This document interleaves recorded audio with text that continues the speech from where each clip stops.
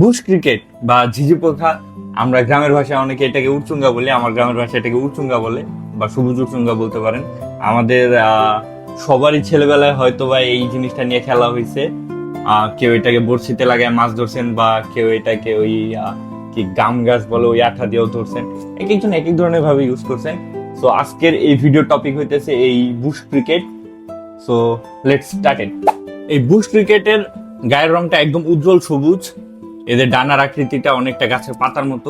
কিছু প্রজাতির ডানার মধ্যে দাগ দাগ দেওয়া থাকে, যা ওদেরকে নিখুঁত ভাবে পাতার সাথে লুকায় থাকতে সাহায্য করে। এই নিখুঁত ছদ্মবেশ এদেরকে শিকারী প্রাণীর হাত থেকে বাঁচাইতে সাহায্য করে।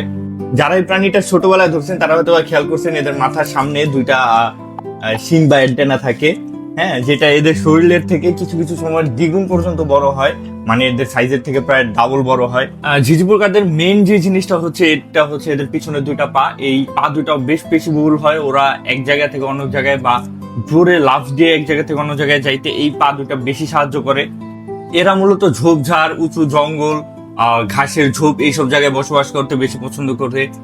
ক্রিকেট প্রত্যেকটা স্পিসিজই হচ্ছে নিশাচর। এরা দিনের বেলা বিশ্রাম নেয় এবং রাতের বেলা খাবার খায়। ক্রিকেটের সব থেকে মজার বিষয় হচ্ছে এরা অনেক সুন্দর ঝিঝি শব্দ করতে পারে। অ্যাকচুয়ালি এদেরকে আমরা বাংলায় ঝিঝি পোকাই বলি।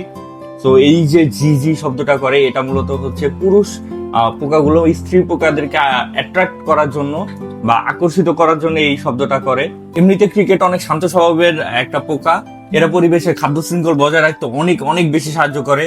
তো এই পোকাটা দিয়ে ছোটবেলায় কে কে খেলেছেন বা কে কে এই পোকাটা ধরেছেন অবশ্যই কমেন্ট করে জানাবেন।